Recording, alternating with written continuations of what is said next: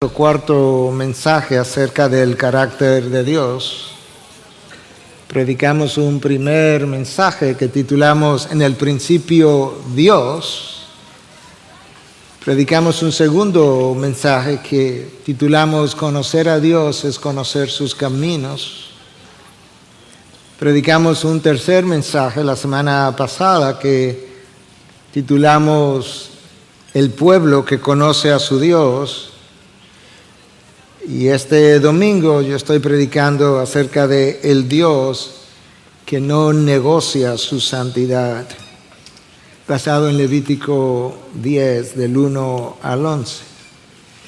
Pero antes de abordar el texto, permítame hacer algunos comentarios introductorios. Yo creo que es evidente que conocer a Dios, un ser que es infinito, eterno, incomprensiblemente santo y con sabiduría inescrutable, es emprender una tarea humanamente imposible de lograr. Y sin embargo, de alguna forma Dios nos ha revelado que hay algo de su carácter, hay algo de su ser que Él quiere que yo conozca, porque Él reveló a través de Jeremías 9:24, cuando vimos en mensajes anteriores, que si había algo de lo cual tú y yo podíamos gloriarnos, que no fuera ni poder, ni riqueza, ni sabiduría humana, sino que nos gloriáramos de esto, y es que le entendemos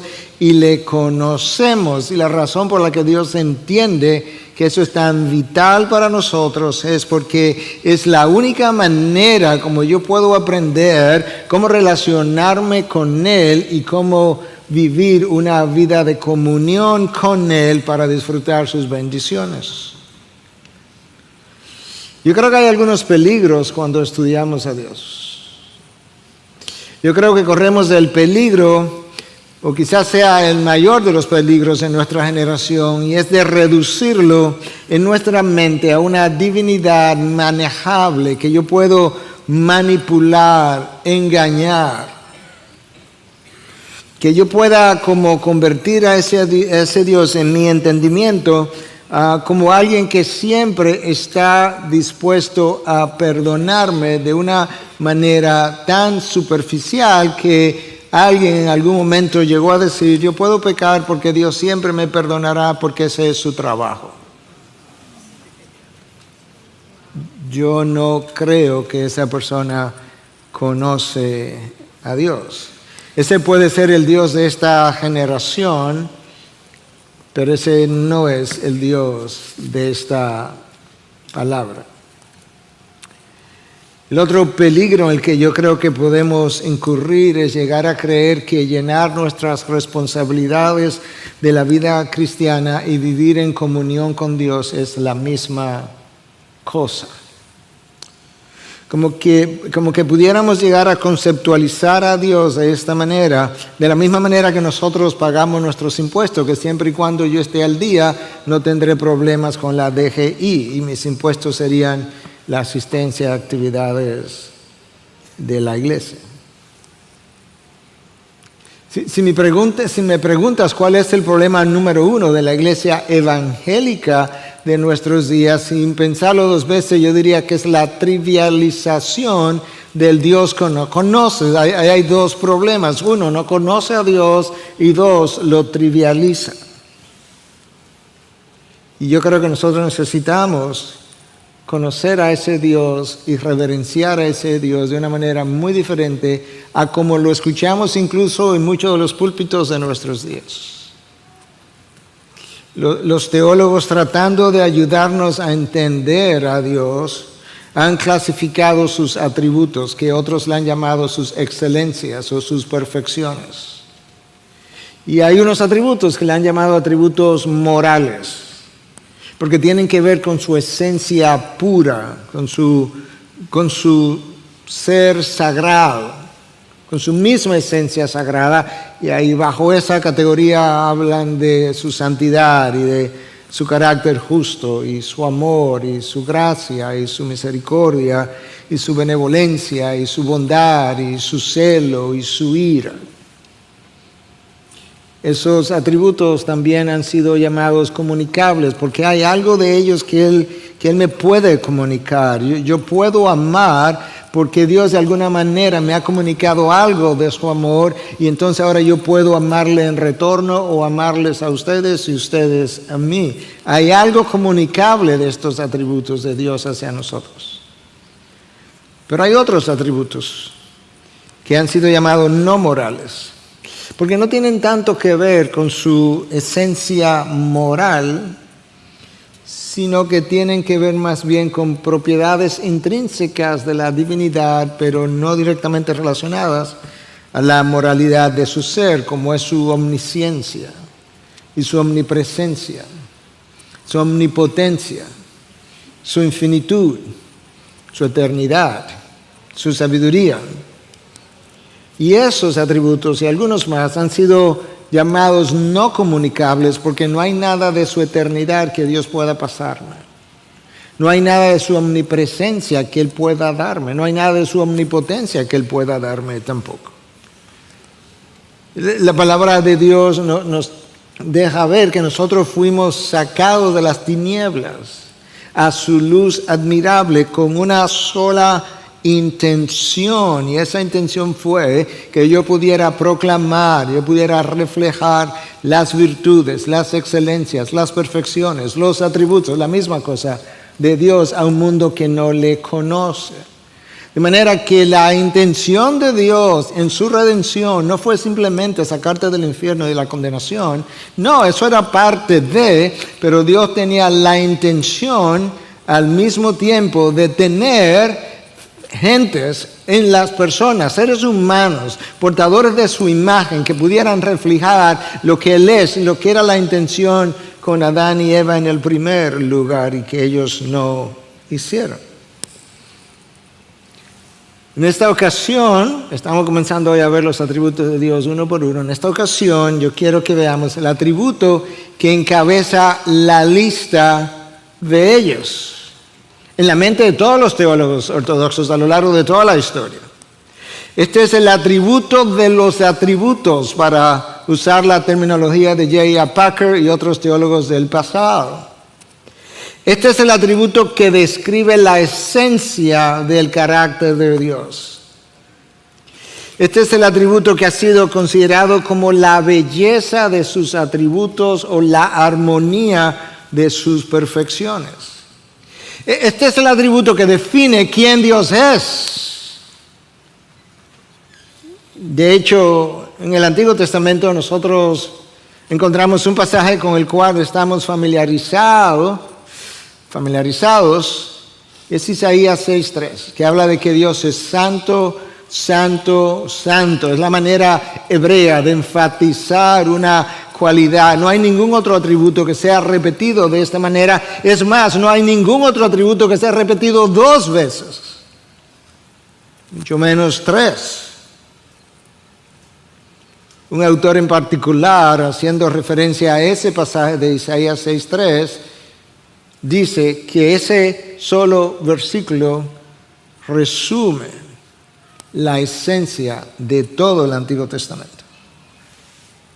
Y sin embargo, antes de finalizar la revelación de Dios, en Apocalipsis 4:8, nosotros volvemos a leer que nuestro Dios es santo, santo, santo, y que estos serafines de Isaías nunca cesaban de repetir la misma cosa.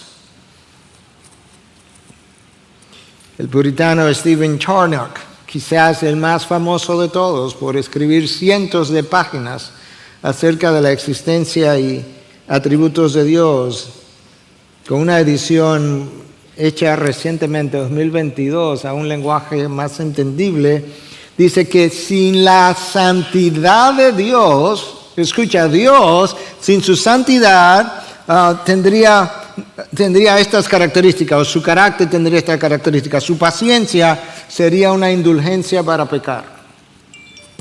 Sin su santidad, su misericordia sería como un cariño. Su ira sería una locura sin su santidad. Su poder, una tiranía. Y su sabiduría, una astucia indigna. Es la santidad de Dios el atributo que los hombres odian. Déjame decir eso otra vez. La santidad de Dios es el atributo que los hombres odian, porque es el atributo que hace que Dios visite sus juicios sobre nuestras iniquidades. No hay otro. Desde un principio Dios ha enfatizado su santidad, porque es el atributo que mejor lo separa del resto de la creación. Cuando tú pienses en el universo, tienes que pensarlo de esta forma. Está Dios por separado y luego todo lo demás. Él es único en su clase. En el hebreo hay dos palabras muy relacionadas, suenan muy parecidas, incluso traducidas a nuestro idioma como santo, y la primera es Kodesh, que implica justamente eso. Dios es separado de todo lo demás, de todo el resto. Es un ser, como ya dije, único en su clase, no tiene igual, no tiene ni siquiera parecidos a Él, ni remotamente parecidos en su santidad. Y la otra palabra, el hebreo traducido como santo, es kadosh, que implica puro, sagrado, santo. Kodesh, separado; kadosh, puro, sagrado, santo. De manera que Dios es sagrado o moralmente puro en su esencia, y es separado de todo lo demás en su existencia. El salmista nos anima en el Salmo 96:9, versión Reina Valera, a adorar a Dios en la hermosura de su santidad. A veces tú has visto fotos de amaneceres que son extraordinarios, que mueven todas las fibras de tu imaginación. Recientemente he visto algunas de ellas en esta semana que pasó. Si eso es lo que un atardecer de la creación en un lugar, por un momento corto, breve, es capaz de hacer con tu mente, imagínate la reacción que produciría si tú y yo fuéramos capaces de ver la hermosura de la santidad de Dios, de la cual habla el Salmo. Y debido a todo lo anteriormente dicho, déjame decirte esto de la forma más pastoralmente posible que yo pueda. Y me lo digo a mí mismo, porque tengo que tener aún más cuidado que ustedes al pastorear el rebaño de Dios. Este es el atributo de Dios con el que tú y yo no podemos jugar, porque nos puede costar muy caro. O nos costará muy caro. Este es el atributo que hace que Dios reaccione con rechazo extremo a todo lo que es pecaminoso. No dije rechazo extremo de forma hiperbólica, no, eso es para reflejar el vocabulario que Dios usa para hablar de todo aquello que no es santo como Él es. La palabra de Dios usa adjetivos como, o verbos como yo detesto, yo odio, yo aborrezco. Todo lo que no es como yo soy, santo. Recuerda que Dios dice en más de una ocasión, sed santo. No dice como yo soy santo, porque eso es una imposibilidad. Pero sí dice, sed santo porque yo soy santo. El hecho de que yo sea santo te obliga, demanda que tú y yo vivamos y pensemos santamente. La santidad de Dios es la explicación a la expulsión de Adán y Eva el día que ellos no solamente corrompieron sus vidas, pero corrompieron el jardín que representaba la morada de Dios para con ellos. La santidad de Dios es la única explicación para la muerte cruel de su Hijo santo en una cruz no santa, el día que Él decidió tomar tu pecado y el mío sobre sus hombros. La santidad de Dios es la única explicación, no una, ni la mejor, la única explicación de por qué hay gente y habrá más gente en el infierno por la eternidad en dolor, con llanto y crujir de dientes. Pero cuando nosotros vemos los atributos de Dios de esa manera, se queda como algo conceptual, teológico, como que no entendemos bien. Y es por eso que yo quiero ayudarnos y ayudarme a ver la santidad de Dios interactuando con la pecaminosidad nuestra para entenderla mejor. Y el texto para hacer eso que escogí está en Levítico 10. Vamos a leer del 1 al 7 y luego ya hacia el final del 8 al 11. Pero déjame decirte primero qué pasó en el capítulo 8 y en el capítulo 9. En el capítulo 8 nosotros vemos que Moisés consagró a Aarón y a sus 4 hijos al sacerdocio. Aarón como sumo sacerdote y sus hijos como sacerdotes. En el capítulo 9 nosotros leemos acerca de la inauguración del tabernáculo de una forma tan extraordinaria que en un momento dado fuego salió de la presencia del Señor y consumió todos los sacrificios que estaban sobre el altar en un solo momento, y la presencia de aquello fue tan extraordinario que aquellos que estaban allí presenciando, todo el mundo se postró en tierra con temor y en señal de reverencia, que es lo que nuestra generación no tiene y que por eso toma a Dios con liviandad. Eso pasó, eso describe Levíticos 8 y Levítico 9. Escucha ahora lo que pasó aparentemente el mismo día.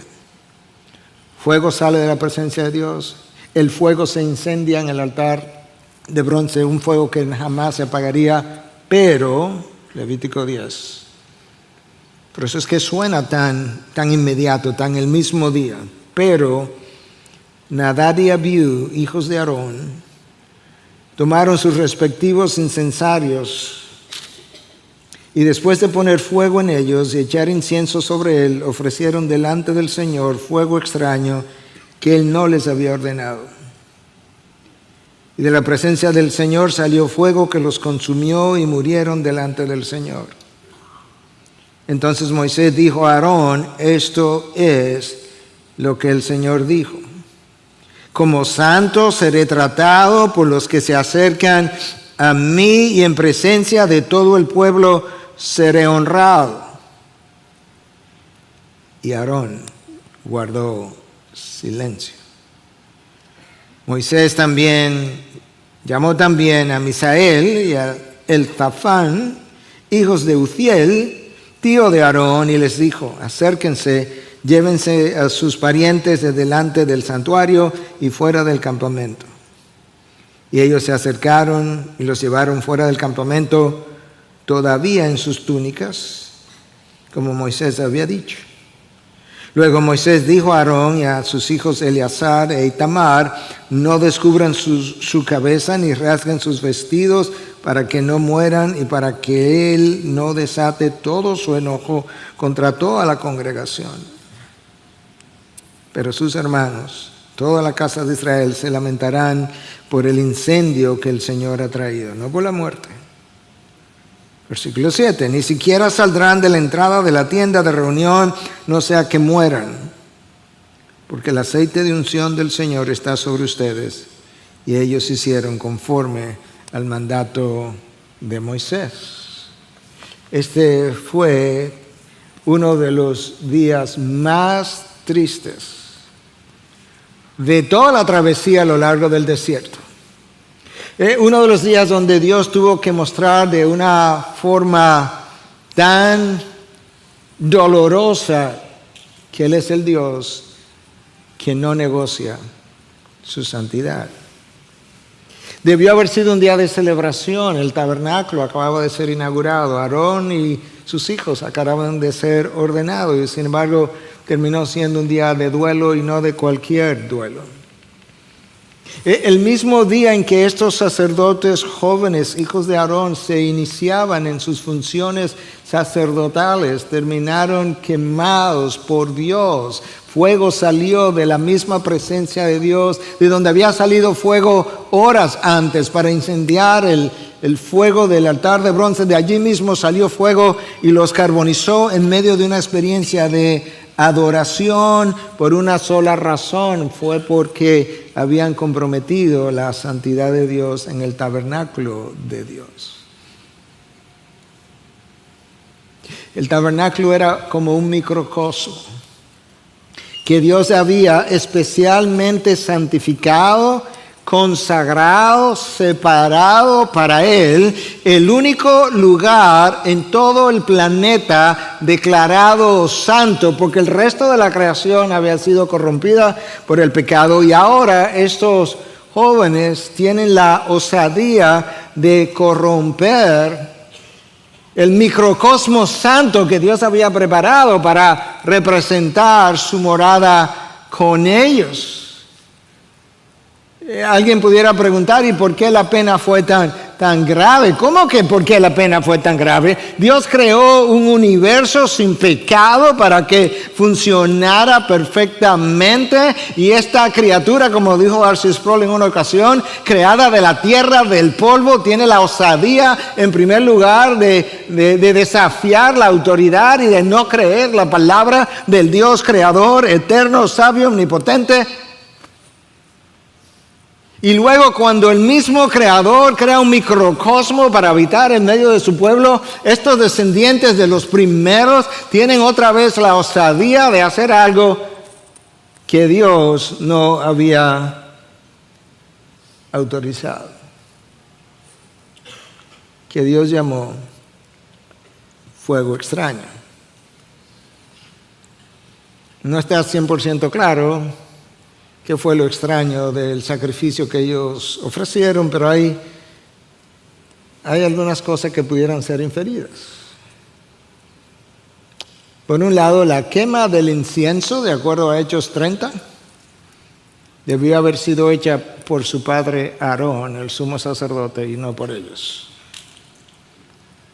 En segundo lugar, de acuerdo con Levítico 16, que comienza diciendo, después de la muerte de Nadab y Abiú, una alusión directa a este pasaje, la entrada al lugar santísimo estaba reservada exclusivamente para el sumo sacerdote un día al año, no cualquier día, el día de la expiación, y parece ser, dado lo que Levítico 16 describe, que este es el lugar que ellos trataron de penetrar en el día equivocado.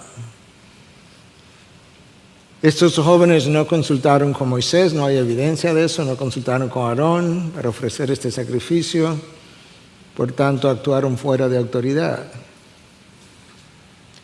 De acuerdo al Levítico 16, las brasas de llama, de fuego, para ofrecer este incienso debieron haber sido tomados del altar de bronce. No hay evidencia de que necesariamente haya sido tomado de allí. De hecho, la Biblia hebrea con comentarios al pie de 3 volúmenes de este autor altamente conocido, Robert Alter, el comentario de esa Biblia, eso es un hebreo, eso es un judío académico que ha producido esta Biblia extraordinaria de 3 volúmenes, comenta que de acuerdo a la tradición del judaísmo y su Midrash, que colecciona todas las enseñanzas de rabinos del pasado, ellos han entendido que este fuego vino de un horno ordinario y no del altar de bronce.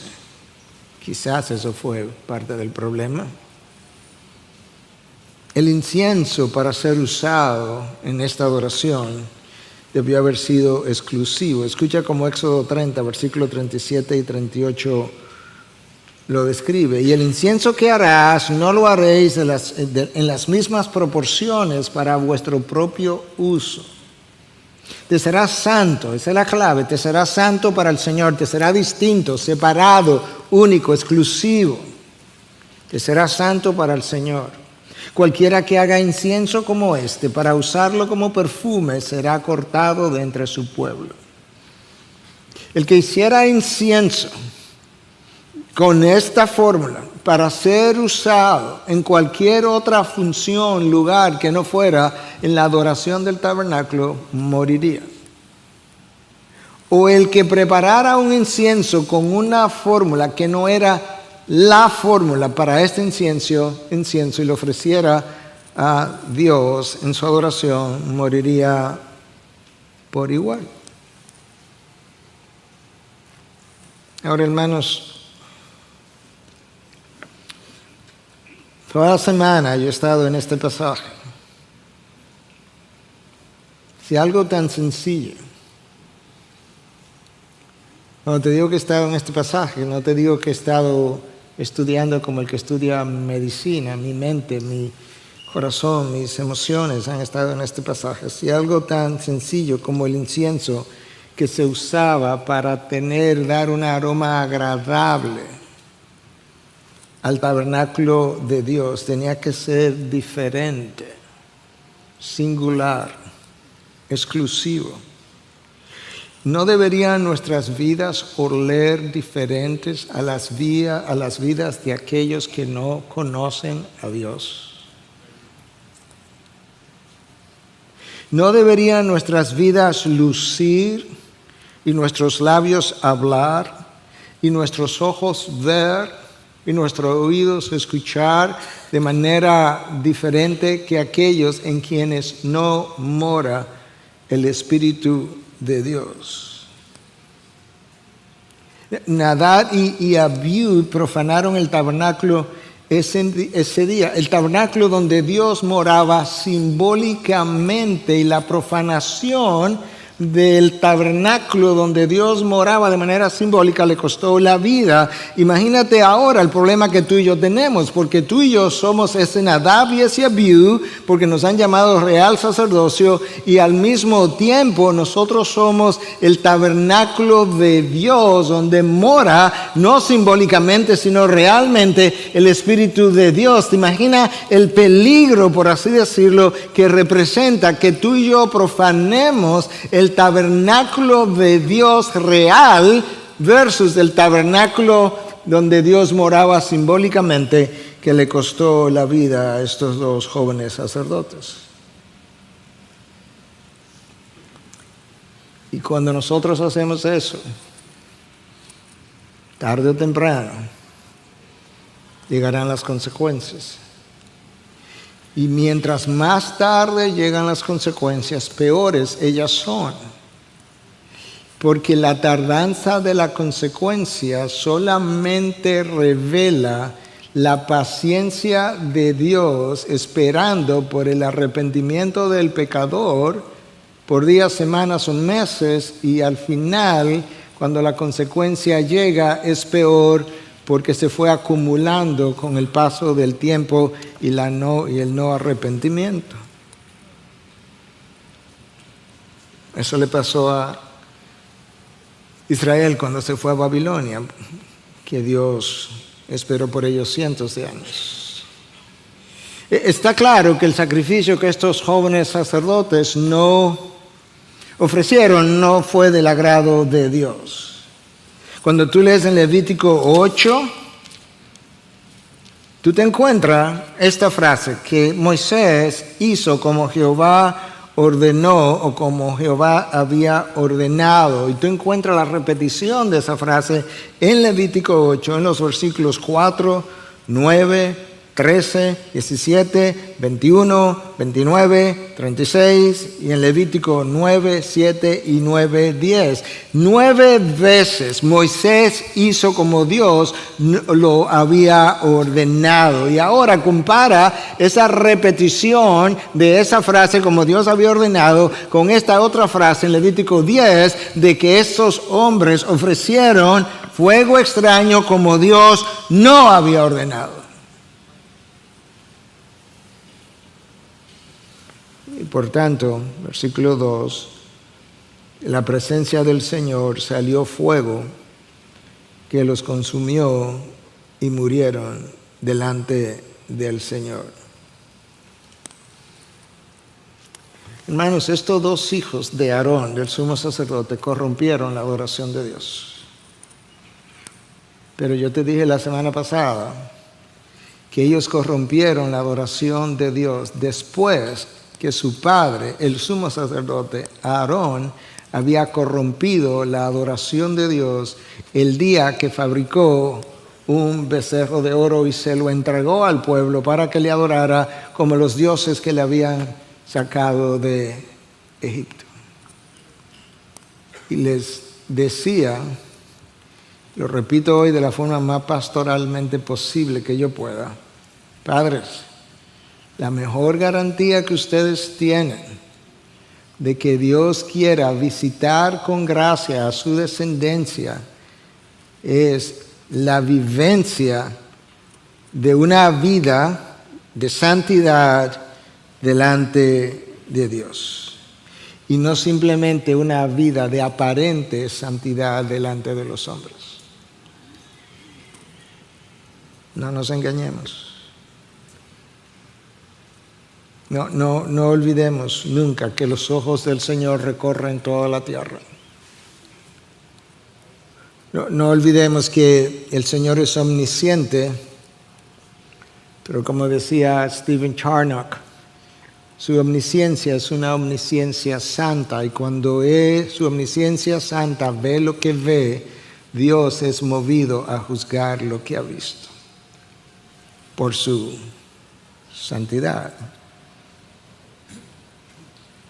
Padres, cuando vean a sus hijos desviarse, antes de acusar a cualquier persona o a cualquier cosa, pregúntate primero si es posible que en algún momento de tu caminar con Dios corrompiste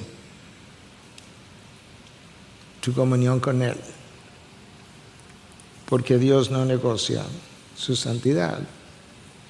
Nosotros tenemos hoy toda una generación que está siendo perdida a la ideología de género y al movimiento trans y a la inmoralidad de nuestros días y a la superficialidad de nuestros días y a la vanidad de nuestro mundo, porque una generación previa no hizo lo que le tocaba hacer y abandonó la ley de Dios, y como tal dijo Amós en 4:6, como has olvidado la ley de tu Dios, yo también me olvidaré de tus hijos. Como dicen en inglés, la fruta no se cae muy lejos del árbol que le vio nacer. Aarón corrompió la adoración de Dios y sus hijos también. Horas antes, fuego de la presencia de Dios había iniciado el fuego sobre el altar de bronce. Y el mismo fuego ahora consume a aquellos que estaban supuestos a ofrecer sacrificio sobre el altar. Pero ¿sabes qué? Ese tabernáculo que fue corrompido ese día, ahora somos tú y yo. Y por eso tenemos que ser mucho más cuidadosos. Mira el patrón. El día que Adán corrompió la santidad del jardín, y por tanto la santidad de Dios, murió de manera instantánea espiritualmente y físicamente unos 900 y tantos años después, porque Dios no negocia su santidad y la paga del pecado es muerte. Por eso murió Jesús. Si iba a pagar, tenía que morir. El día que David profanó a Betsabé, ella quedó embarazada. Pero el día que ella dio a luz, el fruto de esa unión murió. Porque la paga del pecado es muerte. El Hijo, en un sentido, pagó las consecuencias del pecado del Padre, porque Dios no negocia su santidad.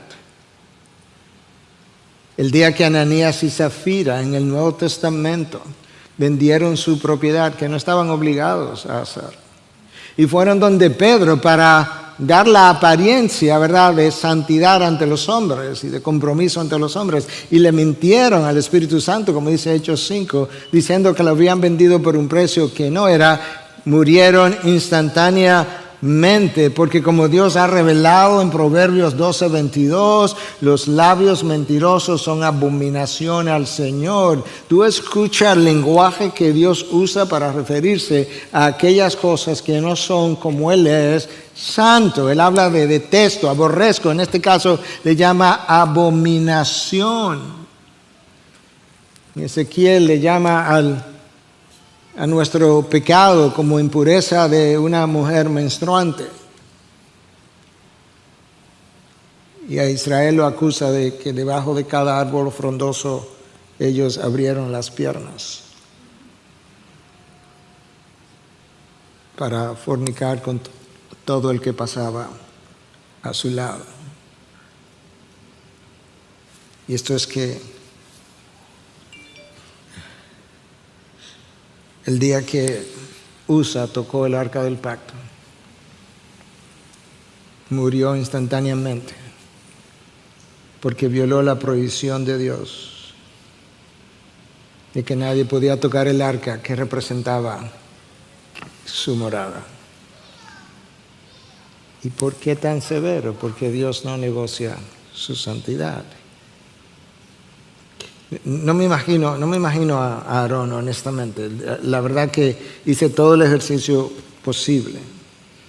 Moisés va donde Aarón, o Aarón va donde Moisés, y esto es lo que Moisés le dice. Es como que Moisés no lo dejó hablar. Esto es lo que el Señor dijo: como santo seré tratado por los que se acercan a mí, y en presencia de todo el pueblo seré honrado.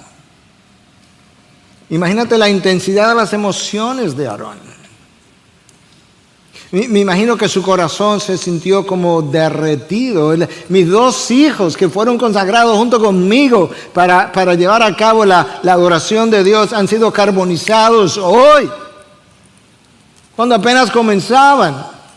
No me imagino su mente, debió haber quedado confundida como en una nebulosa. No me imagino su voluntad, debió haber sido reducido a la nada, quizás sin deseo de seguir ejecutando o ejerciendo el sacerdocio, porque quién sabe lo que le va a pasar a los otros dos y después a mí.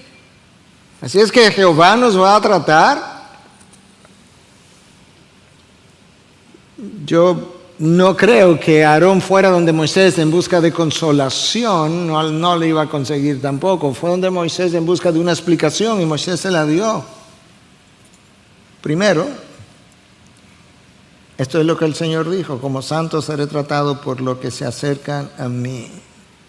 Estos jóvenes fueron entrenados. Si tú lees el texto de Éxodo 24, ellos subieron al monte con Moisés a recibir los 10 mandamientos. Obviamente, Moisés los dejó en un momento dado y se acercó a Dios y tuvo comunión exclusiva con Dios, pero ellos estuvieron ahí, los 4, con Aarón. Y en Levíticos 8:30 se nos dice que ellos fueron consagrados junto con su padre, probablemente el mismo día. Pero había un lugar ahí en el tabernáculo, el lugar santísimo, donde solamente el sumo sacerdote podía entrar. Donde solamente se podía hacer una vez al año, como hemos hablado. Pero solamente se podía hacer una vez al año por una sola persona, en espera de que Cristo viniera. Eso era lo que estaba simbolizando. Pero al mismo tiempo estaba simbolizando, ¿sabes qué? Al lugar santo los sacerdotes pueden venir todos los días.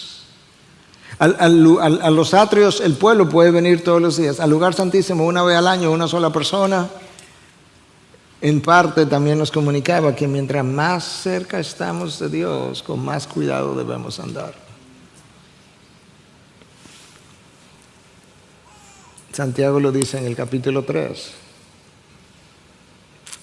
que aquellos que somos maestros seremos tratados con un juicio más severo. Si eso fue el fruto de profanar el tabernáculo de Dios, donde Dios moraba simbólicamente, imagínate el dilema que tú y yo tenemos. Es que Dios está tan cerca de nosotros que está en nosotros. Y entonces el peligro no es de un solo día al año que entremos al lugar santísimo de manera inapropiada, sino que es continuo, porque yo soy el sacerdote y el tabernáculo al mismo tiempo. Evidentemente, los corintios no habían entendido o habían olvidado las instrucciones de Pablo, y cuando él escribe en su primera carta, escucha cómo él los advierte, le dice: huyan de la fornicación. Todos los demás pecados que un hombre comete están fuera del cuerpo, pero el fornicario peca contra su propio cuerpo. Eso pudiera ser una advertencia lo suficientemente fuerte, pero escucha esto, escucha la razón. Pablo está aquí actuando como pastor ahora. Dice: ¿o no saben? Es una pregunta. Que su cuerpo es templo del Espíritu Santo, que está en ustedes, el cual tienen de Dios, y que ustedes no se pertenecen a sí mismos. Que no han pensado, no han considerado que esto que ustedes llaman cuerpo no es simplemente un cuerpo, es el templo del Espíritu, y oye la palabra santo. Pero Pablo se lo quiere enfatizar, que está en ustedes. Si el sacerdote del Antiguo Testamento en el tabernáculo tenía que tener ese cuidado, ¿cuánto más tenemos nosotros que tener cuidados? No podemos vivir como el mundo y ofrecer nuestra adoración como hijos de Dios a ese Dios, porque eso sería fuego extraño.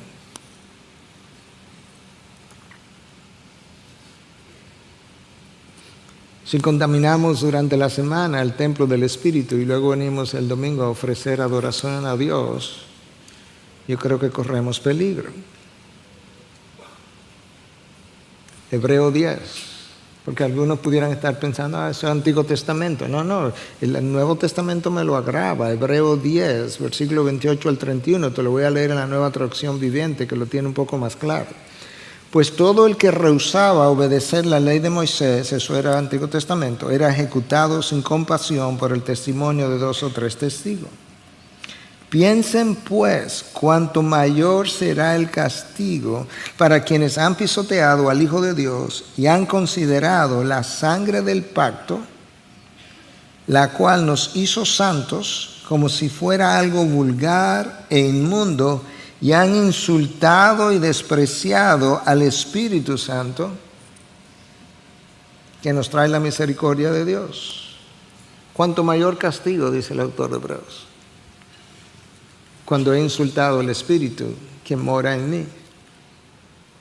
Versículo 30, pues conocemos al que dijo: yo tomaré venganza y les pagaré lo que se merecen. También dijo el Señor juzgará a su propio pueblo, no al impío, hermanos. A su propio pueblo. Yo con frecuencia he dicho que las condiciones de una nación donde ya se ha predicado el Evangelio lo suficiente y donde hay iglesias que se llaman cristianas lo suficiente, frecuentemente tiene más que ver con la condición espiritual del pueblo de Dios que de la nación que no le conoce. También dijo: el Señor juzgará a su propio pueblo. Es algo aterrador caer en manos del Dios viviente. Hermanos, Dios creó un universo, lo creó libre de pecado para que funcionara armoniosamente. A.W. Tozer lo escribió de esta manera en su libro The Knowledge of the Holy, o el conocimiento del santo. Dice: Dios es santo y ha hecho que su santidad sea la condición moral necesaria para la salud de su universo. Voy a decir eso otra vez. Dios es santo y ha hecho que su santidad sea la condición moral, no una, la condición moral para que su universo, o para la salud de su universo. El pecado hace disfuncionar el universo. Lo hizo disfuncionar. El universo funcionó perfectamente hasta que el pecado entró en este planeta vía Adán y Eva. El pecado hace disfuncionar tu vida, tu matrimonio, tu familia, tu iglesia, tu mente, tus sentidos, tu capacidad para tomar decisiones y todo lo demás. De hecho, gran parte de la falta de paz interior en nosotros se debe a la falta de santidad en nosotros. Eso lo escribió Horatius Bonar en los años de 1800, uno de los hombres de Dios usado para escribir múltiples himnos. Piensa por un momento, en el jardín del Edén, el jardín, Adán, Eva estaban en perfecta paz hasta que el pecado entró. Estaban en paz con Dios, estaban en paz el hombre y la mujer, estaban en paz con los animales que hoy lo consideramos como salvajes, estaban en paz con toda la creación, hasta que el pecado que hace disfuncionar todo entró. Y ese día Aarón fue recordado de que en presencia de todo el pueblo seré honrado. Delante de Dios, delante de los hombres. Creo que Aarón, entre el choque, la convicción de pecado quizás, el temor a la santidad de Dios, esta fue su respuesta. Guardó silencio. No tenía nada que decir. Hermanos, hay momentos cuando Dios te sorprende a ti y a mí. Te sorprende con su santidad, te sorprende con su propio pecado. Y en ese momento, la respuesta ideal es guardar silencio delante de Dios y en humildad pedir arrepentimiento, confesar, pedirle su perdón por gracia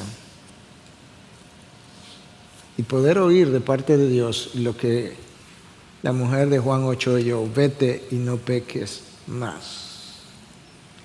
O que yo pueda decir incluso: Señor, hoy me voy de tu presencia y te pido que por tu gracia yo no peque más. El día fue tan triste, tan doloroso, que su padre, Aarón, no pudo darle sepultura a sus hijos. No pudo llorarlo, no pudo hacer duelo por sus hijos. Escucha como el pasaje lo dice, versículos 4 y 5. Moisés llamó también a Misael y a Elzafán, hijos de Uziel, tío de Aarón. Estos dos hombres, o jóvenes, eran primos de Aarón, hijos de su tío. Y les dijo: acérquense, llévense a sus parientes de delante del santuario, fuera del campamento. Y ellos se acercaron y los llevaron fuera del campamento, todavía en sus túnicas. Las túnicas no se habían quemado. Las túnicas no eran las que tenían el pecado. Todavía en sus túnicas, como Moisés había dicho. Y estos primos fueron los que enterraron a estos dos jóvenes. Y Dios le dice a Aarón que no podía desatarse el pelo, al abuelito lo leo, ni rasgar sus ropas, que era como se solía tradicionalmente hacer duelo, para expresar tristeza. No quiero ni siquiera eso. No vaya a ser que tú hagas eso y que con eso el pueblo vaya a interpretar, quizás esta era la idea, que están en desacuerdo, que tú y tus otros dos hijos están en desacuerdo con lo que yo he hecho, o que están airados con lo que yo hice. Versículo 6. Luego Moisés dijo a Aarón y a sus hijos Eleazar e Itamar, los otros dos: no descubran su cabeza ni rasguen sus vestidos, para que no mueran, y para que él no desate todo su enojo contra la congregación. Cuando el pueblo hacía duelo para alguien, esto era lo que se acostumbraba a hacer. Ahora otros iban a encargar de enterrarlos. Pero sus hermanos, o sea, los israelíes, el resto del pueblo, toda la casa de Israel, se lamentarán por el incendio que el Señor ha traído. Se lamentarán no por su muerte, porque su muerte Dios entendía que era justa y necesaria, sino porque Dios ha tenido que traer un juicio, ha tenido que traer un fuego para limpiar el tabernáculo que él había consagrado horas antes y que ahora estaba corrompido otra vez. Y eso como que nos recuerda a la visión de Isaías, que cuando él se vio como un hombre pecador, Dios envió a uno de sus seres angelicales con una tenaza, ¿verdad? Y un carbón encendido, y pasó fuego por sus labios para limpiarlo de su pecado. Dios envió fuego de su presencia para volver a santificar el tabernáculo que había sido desecrado, porque Dios no negocia su santidad. Aarón no pudo salir. Versículo 7, ni siquiera saldrán de la entrada de la tienda de reunión, es el tabernáculo, ni sus hijos tampoco, los otros dos, no sea que mueran, porque el aceite de la unción del Señor está sobre ustedes, y ellos hicieron conforme al mandato de Moisés. Las últimas instrucciones dan como una idea de qué más pudo haber pasado. Porque el versículo 8 al 11, que te lo voy a leer ya cerrando, escucha. El Señor le dijo a Aarón, esta es la única ocasión en todo el Pentateuco donde Dios le habló a Aarón directamente, siempre fue a través de Moisés. En esta ocasión, en el contexto de la muerte de Nadab y Abiú, Dios, que ya había hablado a Moisés para que le hablara a Aarón, en esta ocasión decide hablarle a Aarón directamente. Y les dice, ustedes no beberán, ese es Aarón y sus dos hijos, vino ni licor, ni tú ni tus hijos contigo, cuando entren en la tienda de reunión, para que no mueran. Algunos han postulado, quizás estos jóvenes estaban bajo la influencia del alcohol. Es un estatuto perpetuo por todas sus generaciones. Y para que hagan distinción entre lo santo y lo profano, entre lo inmundo y lo limpio, y para que enseñen a los israelitas todos los estatutos que el Señor le ha dicho por medio de Moisés. Eso era Aarón y sus hijos, que eran los sacerdotes, pero no hay un Aarón hoy. Ni hay levitas o sacerdotes, hijos de Aarón o descendientes de Aarón. Nosotros somos ellos. De manera que Dios entiende que tú y yo debiéramos vivir vidas que muestren a aquellos que no le conocen la diferencia entre lo santo y lo profano, entre lo inmundo y lo limpio. ¿Dónde yo veo eso? En 1 Pedro 2:9, donde se me dice que Dios nos sacó de las tinieblas a su luz admirable para que proclamemos, reflejemos sus virtudes. Si proclamamos sus virtudes, será obvio ante el mundo que observa cuál es la diferencia entre lo santo y lo profano, entre lo inmundo y lo limpio.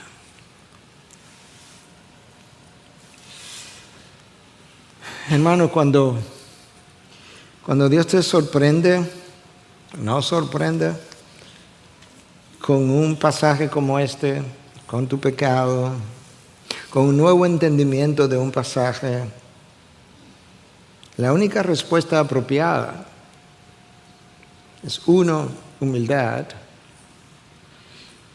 para llorar por tu pecado. Dos, arrepentimiento de corazón para no hacer lo que... Yo sé que el lenguaje es duro, pero está en la Biblia, para que no ocurra lo que Pedro describe en su segunda carta, capítulo 2, versículos 21 y 22, cuando dice que no volvamos al vómito como el perro, y hace referencia a aquellos que conocieron el camino de la verdad y luego abandonaron la verdad. Dice que volvieron como al vómito como el perro. Número 3, necesitamos renunciar a nuestros pecados, que hemos tratado de renunciar y no hemos podido. Número 4, necesitamos hacer restitución cuando la restitución sea necesaria.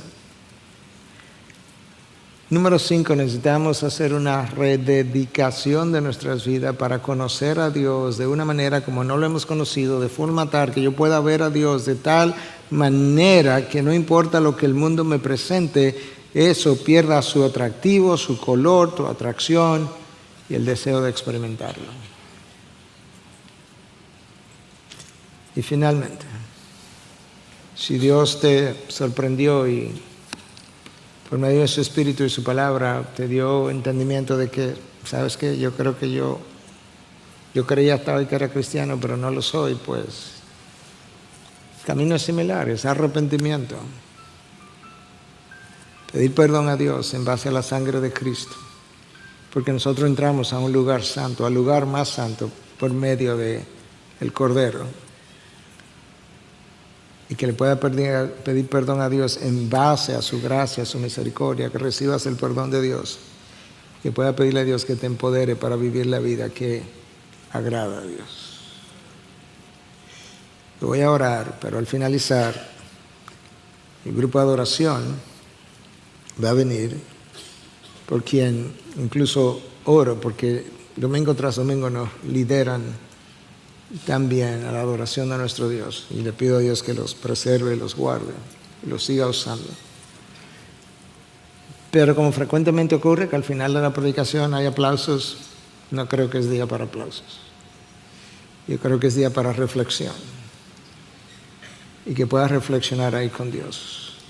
Nosotros estamos en diferentes estadios de santificación, diferentes caminos, con diferentes luchas.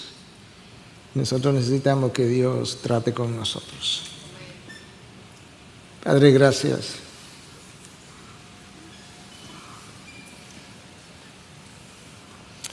Gracias porque tú tienes palabras de vida eterna y palabras en tu revelación para limpiar nuestros caminos y limpiar nuestras mentes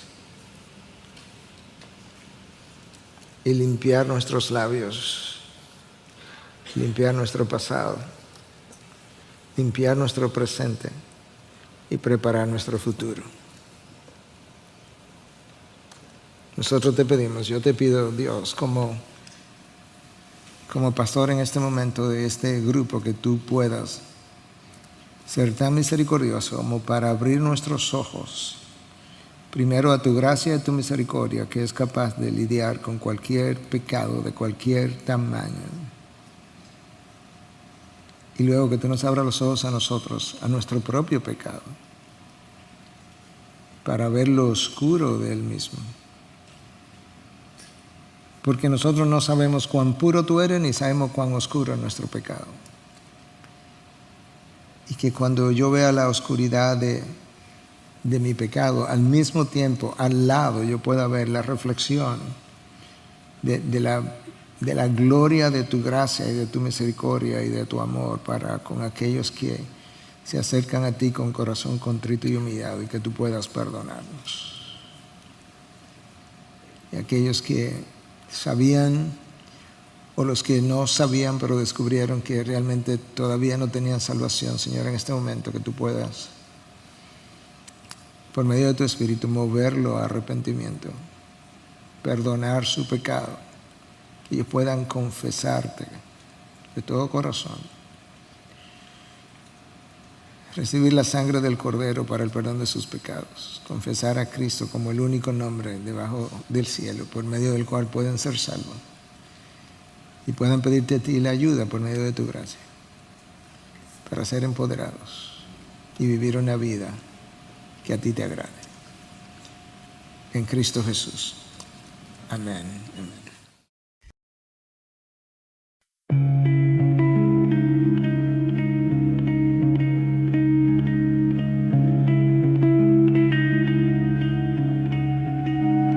I drew a map on a coffee-stained sheet of all the places I forgot to meet myself, at doorways I never found, where silence is the only sound. I marked an X where time stood still, and circled places I couldn't feel. The roads were crooked, lined with light, but none of them turned out quite right. So many paths with no goodbye. So many days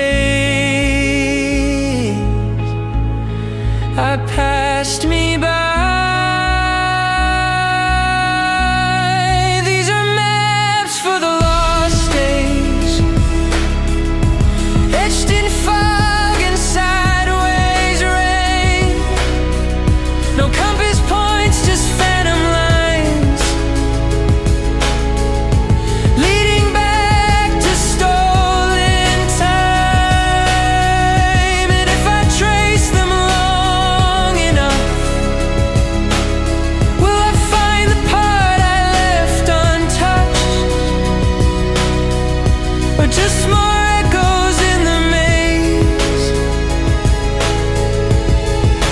Maps for the lost days. I scribbled dreams in margins wide of notebooks soaked in storm and tide. Wrote down the names of things I missed, like morning light and innocence. A crossroad carved in memory's thread. One side was silence, one was dread. But I kept walking without shoes, learning how to lose. So many turns with no return. So many fires I let burn. These are maps for the lost days, etched in fog and sideways rain. No compass points, just phantom lines, leading back to stolen time. And if I follow every retrace, will I arrive or just erase, or drift between the gray and grays? Maps for the lost days. I folded them into paper boats, let rivers carry all my notes. And though the ink begins to run, the journey's end is not undone. These are